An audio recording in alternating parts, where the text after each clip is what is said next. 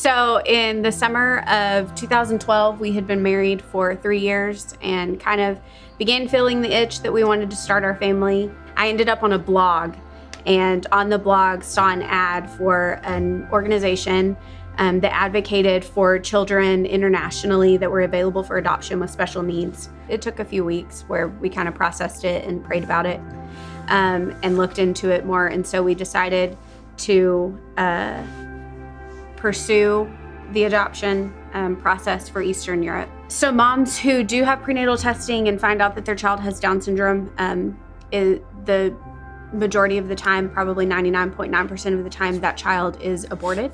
And so for River specifically, he was abandoned at the hospital. He stayed there for a month and then was transferred to the orphanage. They stay in what is referred to as the baby house for the first 4 years of their life. And then on their 4th, sometimes 5th birthday, they are transferred to an adult mental institution where they live out the rest of their lives.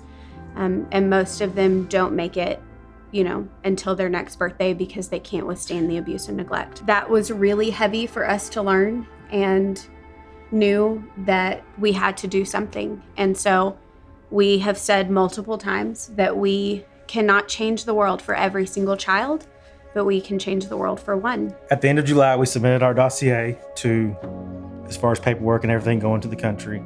And we got word at the end of August that we had travel dates, and they were within 10 days of getting that notice. So It's hurry up and pack and flights and where we're going to go, where we're going to stay. We left on September 10th of 2013 and flew to Kyiv, Ukraine, and were there for a couple of days. We had our appointment with their Department of Adoption there, where we were presented with River's file. We said, yes, we would love to meet him. And we were extended a referral to go to his orphanage in his hometown of Lviv, Ukraine. We walk into his orphanage and the nannies whisk him away to change his clothes into, what they would say is, I guess, more presentable or whatever. And so they bring him to us and they just hand him to me. And she says, here, take him. He's a year old, 2 days after his first birthday,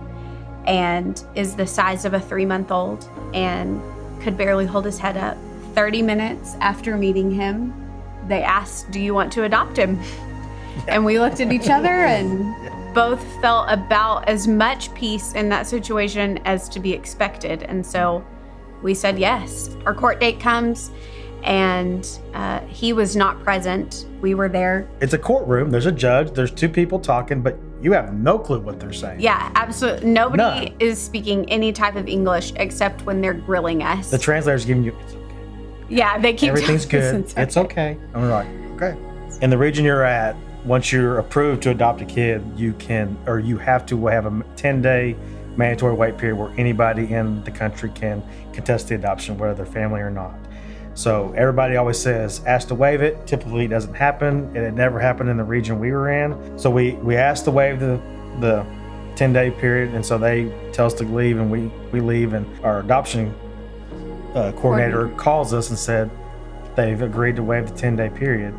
You're going to go home in 6 days or 7 days, or as soon as his passport gets relinquished to us and they gets all that done so he can travel. And we're just like, dang, now it's really weird. We're about to take a kid home. We had been told to expect an 8-week stay in Ukraine, that the entire in-country process would take 8 weeks. And at this point, we were at 3 weeks in. Mm-hmm. And start to finish, our process was 4 weeks to the day. It was a long process, but when you look back at it, you see the Lord. Even if you didn't at the time, you can go back and just be like, boom, boom, to seats on the plane, to passports being ready, to travel dates, to arrangements and money coming in when you're raising money for the adoption at the very beginning. Just all throughout the process, you see the Lord work for him. Everybody says that we changed his life, but he will never know what he's done to change our life. Yeah. So. And not just us, but everybody that he comes in contact with. He's a world changer for sure. Yeah, he is. 7.5 years later, he has no clue the effect that he's had on this world. So, and he's going to do awesome things.